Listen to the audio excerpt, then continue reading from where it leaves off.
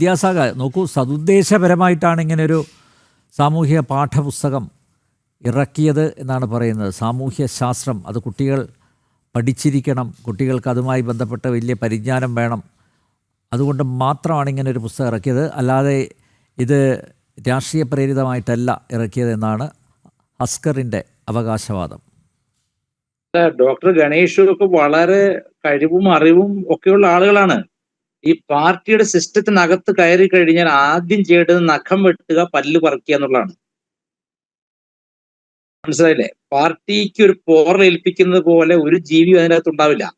ഇപ്പം നമ്മുടെ രവീന്ദ്രനാഥ് മാഷെ പറ്റി പറഞ്ഞില്ലേ നേരത്തെ, നമ്മുടെ സേവ് യൂണിവേഴ്സിറ്റി ഫോറത്തിന്റെ അദ്ദേഹം, നമ്മുടെ ശശികുമാർ സാർ. ഈ രവീന്ദ്രൻ മാഷ് നല്ല അധ്യാപകനാണ്, നല്ല പെരുമാറ്റം. ഒരു കമ്മ്യൂണിസ്റ്റുകാരനാണോ എന്ന് നമ്മൾ ഞെട്ടിപ്പോവും, അത്ര നല്ല പെരുമാറ്റം. കമ്മ്യൂണിസ്റ്റുകാർ നമ്മൾ പൊതുവെ അങ്ങനത്തെ ഒരു നല്ല പെരുമാറ്റം പ്രതീക്ഷിക്കാറില്ല. പക്ഷേ നമ്മുടെ മുമ്പത്തെ വിദ്യാഭ്യാസ മന്ത്രിയായിരുന്ന രവീന്ദ്രൻ മാഷും അതുപോലെ തന്നെ ഈ ഗണേഷ് സാറും ഒക്കെ നല്ല കഴിവും അറിവുള്ളവരാണ്. പക്ഷേ ഈ പാർട്ടിയുടെ മെഷീനറിലേക്ക് കടന്നു കഴിഞ്ഞാൽ, സ്ഥാനമാനങ്ങൾ വേണമെങ്കിൽ, പ്രൊമോഷൻ കിട്ടണമെങ്കിൽ, ഇച്ഛിക്കുന്ന സ്ഥലത്ത് ട്രാൻസ്ഫർ കിട്ടണമെങ്കിൽ, അനാവശ്യമായിട്ട് പന്ത് തട്ടണ്ടായെങ്കിൽ, പാർട്ടിയുടെ പാർട്ടിയുടെ ദേഷ്യത്തിന് വിധേയമാവണ്ടായെങ്കിൽ പല്ലും നഖവും കളയണം. കളഞ്ഞിട്ട് പാർട്ടി തമ്പുരാനോട്, നമ്മുടെ ഇദ്ദേഹം ഉണ്ടല്ലോ, നമ്മുടെ സക്കറിയുടെ ഒരു നോവൽ ഉണ്ടല്ലോ, അതായത് വിധേയൻ, അതിലെ പിന്നെ പട്ടേലറുടെ റോളാണ് CPM. ഭാസ്കര പട്ടേലറാണ് ഈ CPM എന്ന് പറയുന്നതിന്റെ ആൾ രൂപം. ഭാസ്കര പട്ടേലറാണ്. അടൂർ ഗോപാലകൃഷ്ണൻ ഒരു അടിപൊളി ഫ്രെയിം അതിൽ വെച്ചിട്ടുണ്ട്. അതായത് പട്ടേലിന്റെ ഇങ്ങനെ നോക്കുമ്പോ ബാക്കിൽ ഈ പോത്തിന്റെ കൊമ്പ് ഇങ്ങനെ കാണുന്നു. അത് കറക്റ്റാണ്. പാർട്ടി എന്ന് പറഞ്ഞ മെഷീനറി എന്ന് പറഞ്ഞ പട്ടേലറാണ്.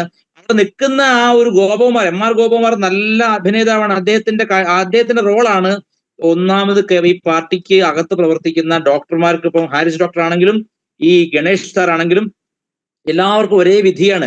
പട്ടേലർ പറഞ്ഞാൽ എന്തും ചെയ്തോളണം, ഇല്ലെങ്കിൽ മരണം ഉറപ്പാണ്.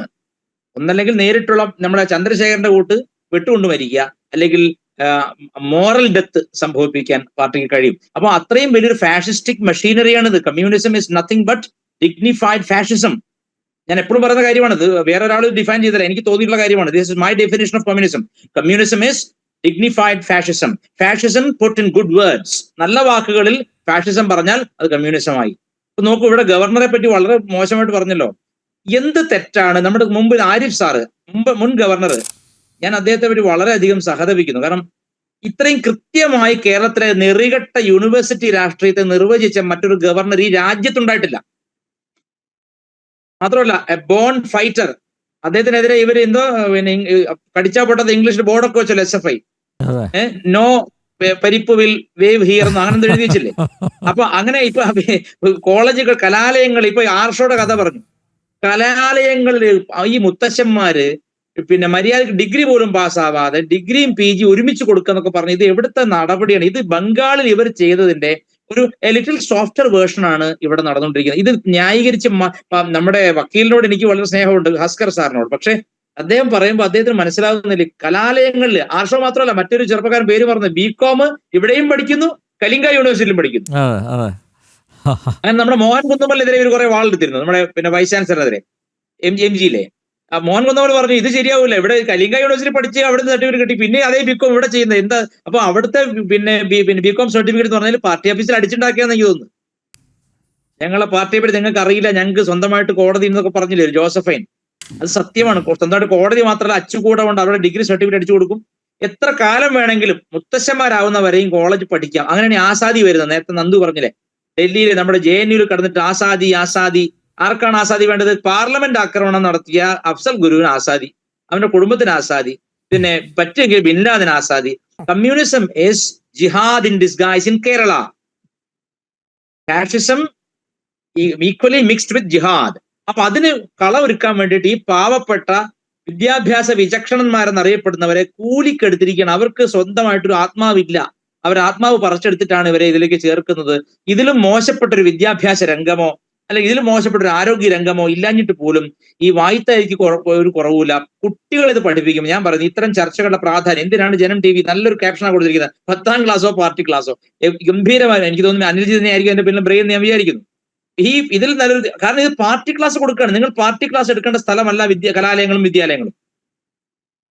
നിങ്ങൾ കുട്ടികളെ പഠിപ്പിക്കുന്ന അങ്ങേയറ്റം തെറ്റാണ്. നേരത്തെ പറഞ്ഞു 4 ഏജൻസികൾ അന്വേഷിച്ചു, ഇവിടെ ഒന്നും കണ്ടെത്താൻ പറ്റിയില്ല, അതുകൊണ്ട് വിജയേട്ടൻ യാതൊന്നും കണ്ടിട്ടില്ല, അല്ലെങ്കിൽ പിന്നെ ഖുറാൻ ഉള്ളിൽ ഇത് കടത്തിയിട്ടില്ലെന്നും.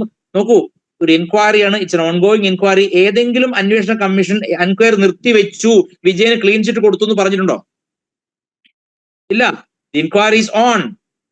ഡെഫിനറ്റ്ലി അതിന്റെ ഒരു പരിസമാപ്തി വരും എന്നാണ് ഞാനടക്കമുള്ളവർ കരുതുന്നത്. കാരണം ഇത് വലിയ നൂലാമാരം, കക്കാൻ നന്നായി അറിയുന്ന കള്ളം കക്കുമ്പോൾ അന്വേഷണ ഉദ്യോഗസ്ഥർ കുറച്ച് കഷ്ടപ്പാടുണ്ടാവും. അല്ല, ഞാൻ അതുകൊണ്ടാണ് പോസിറ്റീവായിട്ട് പറഞ്ഞത്, അഴിമതി തൊട്ട് തീണ്ടാത്ത ഭരണാധിപൻ പിണറായി വിജയൻ. അതെ അതെ, അല്ല അത് മാത്രമല്ല, അതൊക്കെ അദ്ദേഹത്തെ സംബന്ധിച്ച് വളരെ നിസ്സാരമായ, അല്ല അത് വിജയേട്ടനെ സംബന്ധിച്ച് ഇതൊക്കെ വളരെ നിസ്സാരമായ വായ്ത്താരികളാണ്. അദ്ദേഹം കാരണഭൂതനാണ്, വിപ്ലവ സൂര്യനാണ്. അങ്ങനെ പറഞ്ഞാൽ അദ്ദേഹത്തിന് സ്വന്തമായി ശ്രീ വിജയ സഹസ്രനാമം വരെയുണ്ട് പാർട്ടിക്കാർ എഴുതിയത്, വിഷ്ണു സഹസ്രനാമം പോലെ.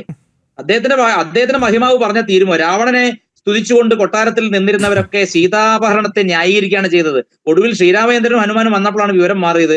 ശ്രീരാമചന്ദ്രൻ ഇപ്പോ കേന്ദ്രത്തിലുണ്ട്. വൈകാതെ നമുക്ക് ഇവരുടെ കൽത്തുറങ്കിലെ വാസം ഉറപ്പിക്കാൻ പറ്റും. പലതരത്തിലും അഴിമതി നടത്തിയിട്ടുണ്ട്. അതിനൊക്കെ അന്വേഷണ ഏജൻസികൾ. പിന്നെ ഇത് രാഷ്ട്രീയമാണ്, ഞാൻ പറഞ്ഞത് രാഷ്ട്രീയമാണ്. ഒറ്റയടിക്ക് കയറി ഒരു മുഖ്യമന്ത്രി അറസ്റ്റ്. പക്ഷെ എനിക്ക് അത്ഭുതം തോന്നിയത് അരവിന്ദ് കെജ്രിവാളിനെ പോലും, വിദഗ്ധനായ കള്ളനെ പോലും കേന്ദ്രം പിടിച്ച് അകത്തിട്ടു. അപ്പോ വിജയേട്ടൻ ചെറിയ പേടി തോന്നേണ്ടതാണ് കട്ടിട്ടുണ്ടെങ്കിൽ. അപ്പൊ തീർച്ചയായിട്ടും അതൊക്കെ സംഭവിക്കും. അരവിന്ദ് കെജ്രിവാളിനെ പോലെ അതിസമർത്ഥനം, വിജയേട്ടനെ പോലെ തറാ പറന്ന് എഴുതാൻ അറിയാത്ത ആളല്ല അരവിന്ദ് കെജ്രിവാൾ. നല്ല വിദ്യാഭ്യാസമുള്ള ആളാണ്. അപ്പൊ ആ വിദ്യാഭ്യാസവും വിദഗ്ധതയും കക്കാൻ മിടുക്കുള്ള ആളെ പിടിച്ചകത്തിടാമെങ്കിൽ ഇവിടെയും നടക്കും. പക്ഷെ it will take time. Let's wait patiently. Definitely all these people, whoever is responsible for all the kinds of corruptions they've done, definitely will be behind the bars. അതിൽ മോദിക്ക് യാതൊരു കാരുണ്യവും ആരോടും ഇല്ലെന്നാണ് ഇതുവരെയുള്ള അദ്ദേഹത്തിന്റെ ചരിത്രം നമ്മെ മനസ്സിലാക്കി തരുന്നത്. അതുകൊണ്ട് കാത്തിരിക്കാം നമുക്ക്. കുട്ടികളെ എങ്ങനെ ഒരു 2 കൊല്ലമൊക്കെ പറ്റിക്കാം. അവർ നാട്ടിലേക്ക് ഇറങ്ങുമ്പോൾ ഈ പറഞ്ഞ നിയമസഭയിൽ തുണി പൊക്കി കാണിച്ചവന്മാരൊക്കെ അവർ കാണുമ്പോൾ അവർക്ക് മനസ്സിലായിക്കോളും ഇത് കള്ളത്തരം പഠിപ്പിക്കുകയായിരുന്നു, അവർക്ക് താനേ മനസ്സിലായിക്കോളും. അതിനുവേണ്ടി കാത്തിരുന്നാൽ മതി. ഓക്കെ.